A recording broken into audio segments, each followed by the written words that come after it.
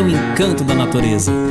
Tu que não tivesse a felicidade, deixa a cidade, vem conhecer meu sertão querido, meu reino encantado.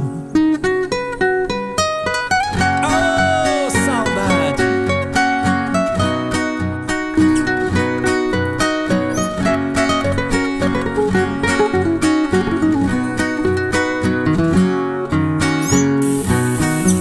Eu nasci num recanto feliz, bem distante da povoação. Foi ali que vivi muitos anos, com papai e mamãe.